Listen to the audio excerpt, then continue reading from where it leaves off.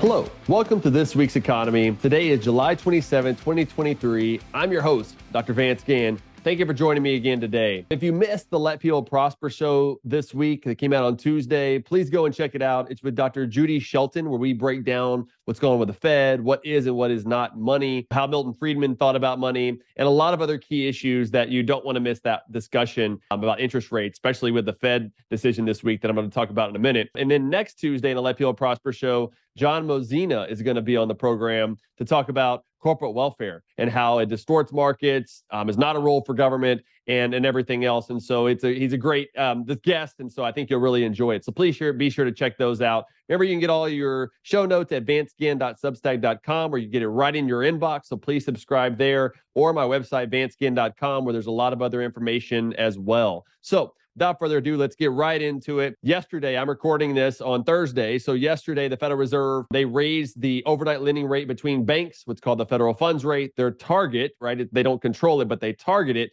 to the 5.25%. They raised it from 5.25% by 50 basis points to 5.5%, which is the highest in 22 years. And remember, just last year, we had an inflation rate running hot of about 9%, which was about the highest in 40 years. So it makes sense that interest rates are now going up, at least the target. We're seeing other interest rates along the yield curve, 10-year notes and others going up as well. It's interesting the stock market continues to remain hot, at least as of yesterday. The Dow has been up 14 days in a row, which is the most days in a row since 1987, which we know in 1987 there was the market crash. So we'll see what's happening there. And if you have to go back, if it's up again today for the 15th day in a row, you have to go back to 1897 to have the Dow going up for that many days in a row. So that's something else for us to watch, because there's still so much liquidity in the marketplace. This is one reason why I've been making the case that we don't need to just look at the interest rate itself, which are now positive real interest rates. They've been negative for a while as inflation was higher than that federal funds rate.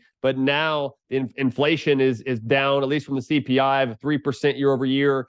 Even GDP numbers closer to 2% year over year. So we are seeing positive real interest rates, which will start to stifle investment and things of that nature moving into the future. But I think we also must look at the balance sheet. I know I said this over time. I'll be a broken record. That's fine. But the Federal Reserve needs to more aggressively cut its bloated balance sheet now. It needs to go back to something like normal, at least cut its rate year over year, double what it is now is what I think would be a good approach. And, I wrote about this recently in a Daily Caller piece that I'll put a link to, where inflation is down. Is Bidenomics responsible? Not so fast, right? Really, we've had a lot more government spending, increase in deficits as far as the eyes out can see from the Congressional Budget Office even. And so this is not a good situation put in place by the Biden administration and Congress. And they're just overspending, overregulating, and overtaxing the economy. So I don't see the supply side of the economy really giving up much or be able to expand as quickly as what it should. So you don't get the deflationary, the disinflationary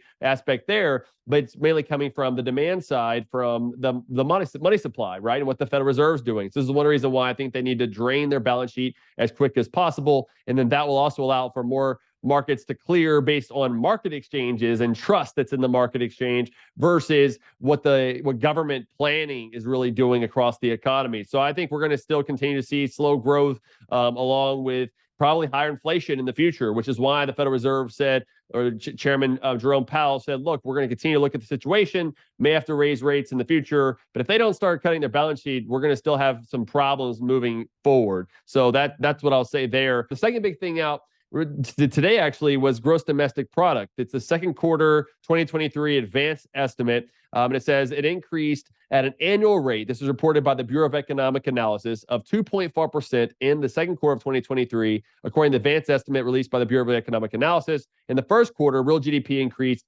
2%. And there's some analysis here of different factors and everything else. But when you break down, if you look at the related materials at that link, there's a nice spreadsheet that you can look at showing on table 1, where you have gross domestic product up 2.4%, personal consumption expenditures, kind of what we're spending and buying on things, are 1.6%. Net exports of goods and services was down 10.8% as we're importing more than we exported. Government consumption expenditures increased 2.6%. I mean, those are the big ones, and gross domestic investment up 5.7%. So it was really not much on the consumption side, a lot on the investment side, and a lot on government spending side. And that's something that we got to know, right? Is this is all coming from GDP, which is measured by consumption plus investment plus government spending plus net exports on the production side, which are spending, which remember that the economy grows by savings and investment, growing the supply side longer term, not on demand side factors, as these are more short run, and especially the government. So whenever government is a drain on the private sector. I mean, they put in place rules of the game and property rights and things of that nature, but otherwise should be getting out of the way. And so you'll see some in the media saying, look, government expenditures are adding to growth. It's like, okay, but that also means we have to tax in order to pay for those, or it's future debt if the federal government is issuing more debt, which just means, I remember Michael Munger on the Repealed Prosper recently said DAFT, which is an acronym for deficits are future taxes. And that's really all it is. So this is slowing down economic growth over time. So if you take the contributions, like how do we get to that 2.4% growth in the second quarter of GDP, and you look at the different components, government consumption expenditures and gross investment, so is the major part of government that's going into GDP, it increases the contribution 0.45 percentage points of that 2.4 percentage point increase, right, for the second quarter of 2023. And so if you subtract that out, the growth in the real private economy was 1.95%, so slower. If you look at the first quarter, there was a growth number of 2%, but government spending contributed 0.85 percentage points of that. So the real private sector only grew by 1.15%. So we're still having slower growth overall. I think this is not the sort of growth that we needed, the 3 or 4%, to really get the economy going again, to increase the supply side of the economy, to bring inflationary pressures down. And so we're going to have some trouble in the future on productivity and other factors that are out there. And these drains from increased government spending and lack of economic freedom that's going on. So that's something that we really want to continue to watch as we're moving forward there. And another thing on that is it's good to see that investment is going up, but how much longer will that last, given that interest rates are rising and everything else? It could also be some of the buy now phenomenon, where if you see interest rates are going up in the future, you buy more today to take into account the higher cost of capital in the future. So that's something else that we want to watch. I was also on NTD News yesterday talking about tax havens and profit sharing. And basically the argument was by the Tax Justice Network, a progressive group, saying, look, we're losing, I think it was $4.7 trillion over the next decade in tax collections globally because of illegal tax behavior. Some of it's legal as well and things of that nature. And so their point is that we need to make sure we tax the wealthy more, make sure we close loopholes and everything else so that governments can have that additional revenue to spend because they want to spend it, right? And look, I think we should be closing loopholes and everything else, but to make a broader base so we can have lower rates to fund more limited government. We need to focus on government spending is too much, not only the U.S., but globally. And so that way we can balance budgets more that way than trying to figure out how do we make sure that people pay kind of quote unquote their fair share and everything else. That's not really what it's all about. And by the way, most of this is not illegal tax behavior, which is illegal. You can go after them. This is from legal actions based on the credits and the loopholes and everything else that's in the tax system that makes it more complicated, which should be done away with. So that way we can have lower rates, because by narrowing the tax base, you're getting higher rates in the process. And ultimately, I like for us to move away from income taxes altogether. So you pay sales taxes so you can avoid a lot of these exemptions and loopholes and everything else and have a more productive economy. So check out that take that I did on NTD News. And the next thing I want to talk about was recently I was up in Michigan, near Detroit, with the Mackinac Center folks, great folks up there, Mackinac Center for Public Policy, talking about, can Michigan buy its way to growth?